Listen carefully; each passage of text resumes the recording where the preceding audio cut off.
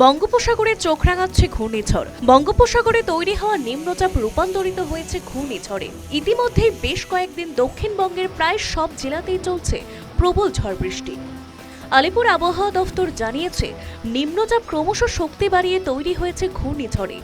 আগে বারবার ঘূর্ণিঝড়ে বিপর্যস্ত হয়েছে দক্ষিণ চব্বিশ পরগনার সুন্দরবন এলাকা। এবার পূর্বাভাস পেয়ে ঘূর্ণিঝড় মোকাবিলায় রাজ্যের বিপর্যয় মোকাবিলা দফতরের সঙ্গে দফায় দফায় বৈঠক করেছে দক্ষিণ চব্বিশ পরগনার উপকূলীয় তীরবর্তী এলাকার ব্লক প্রশাসনের আধিকারিকরা। ঘূর্ণিঝড় মোকাবিলায় তৎপর সাগর ব্লক প্রশাসনও। মৎস্যজীবীদের সমুদ্রে যেতে কড়া নিষেধাজ্ঞা জারি করেছে সাগর ব্লক প্রশাসন। সমুদ্রের এমন উত্তাল রূপ দেখার জন্য সমুদ্র সৈকতে ভিড় জমিয়েছে পর্যটকরা। সমুদ্রে চলছে পর্যটকদের সতর্ক করার জন্য মাইকিং প্রচার।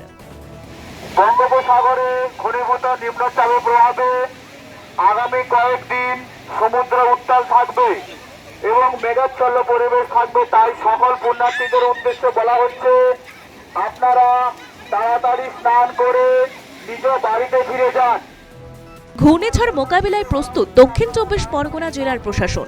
ব্লক প্রশাসনের পক্ষ থেকে কপিলমুনি আশ্রম সমুদ্র সৈকতে চলছে মাইকিং প্রচার। পুণ্যার্থীদের স্নানের পর নিরাপদ স্থানে ফিরে যাওয়ার নির্দেশ দেওয়া হচ্ছে। পাশাপাশি গঙ্গাসাগরে যে সমস্ত এলাকার নদী বাঁধ দুর্বল রয়েছে, সেখানের আশেপাশে থাকা মানুষদের সরিয়ে কোনো ফ্ল্যাট বা স্কুলে নিয়ে আসার পরিকল্পনা করছে প্রশাসন। মজুত করা হয়েছে শুকনো খাওয়ার। সুন্দরবন এলাকা সহ বাকি উপকূলবর্তী এলাকাগুলিতেও দেওয়া হয়েছে ভারী সতর্কতা। দীঘা, শঙ্করপুর, মন্দারমণি এমনকি তাজপুরেও দেওয়া হয়েছে কড়া সতর্কবার্তা। প্রশাসনের তরফ থেকে নেওয়া হয়েছে ঘূর্ণিঝড় মোকাবিলার প্রস্তুতি। ব্যবস্থা করা হচ্ছে খাবারের এবং বাসস্থানের। আমরা রামনগর এক পঞ্চায়েত সমিতির ব্লক প্রশাসন এবং সমস্ত line department, disaster management, police প্রশাসন, এডুকেশন ডিপার্টমেন্ট, পিডব্লিউডি রোডস এবং আমাদের ইলেকট্রিসিটি ডিপার্টমেন্ট সবাইকে নিয়ে আমরা বৈঠক করে নিয়েছি। বৈঠক করে আমরা প্রতিটি রেস্কিউ সেন্টারকে আমরা সমস্ত পরিষ্কার পরিচ্ছন্ন লাইটের ব্যবস্থা, জলের ব্যবস্থা সমস্ত করা আছে। আমাদের যারা আপদ মিত্র আছে এবং যারা সিভিক ভলান্টিয়ার আছে এবং আমাদের ডিজাস্টার ম্যানেজমেন্টের যারা স্টাফ রয়েছে প্রত্যেকে এবং গ্রাম পঞ্চায়েত স্টাফ, ব্লকের স্টাফ সবাইকে একটা করে টিম প্রতিটা অঞ্চলে আমরা করে দিয়েছি।